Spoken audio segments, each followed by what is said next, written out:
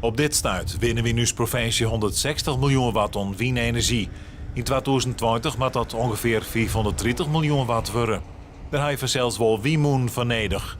In uw provincie zijn er 34 initiatieven voor grote en Lietse wiemoenenparken.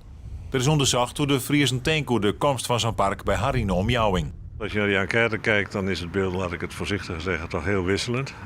Er zijn ook een aantal parken waar best draagvlak voor is, waar er echt een groot aantal voorstanders voor zijn. Waar ook een heleboel mensen zeggen, het maakt me niet uit. Maar er zijn ook parken die ontzettend slecht scoren.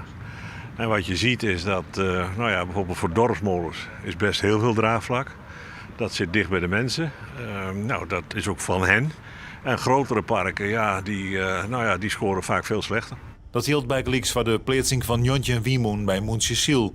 Zo'n 50% is tjen, 30% had geen mening en 14% is voor. Iedereen is voor schone energie, maar liever niet in de achtertuin. Dus ja, dat heeft twee kanten. En waar ze het ook doen, overal zal protest wezen.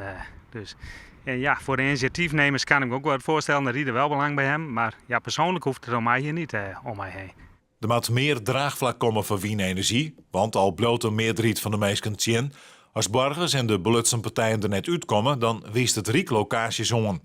Daarom wordt bezocht om mensen mooi profiteren te laten. Er zijn al heel veel parken waar dwarpen in deelnemen en dwarfsmoenen. En wij hopen dat dat op bij deze parken het geval wezen zal. En er wordt ik hard werken om met autoriteit financiële merken vergunning te zorgen dat dat kan. Dan kan iedereen, organisaties, gemeenten, provincie, omwenjen, iedereen kan participeren. Ja. En dan wordt het net alleen nog in Friesland, wat het geval is als er een groot park terug het Riekdel zet wordt, maar dan is het in Friesland, maar ik van Friesland. Friesland moet een eigen gedragscode krijgen. Daarin komt te staan wat voor financiële compensatie omwonenden van een wiemoenenpark krijgen moeten.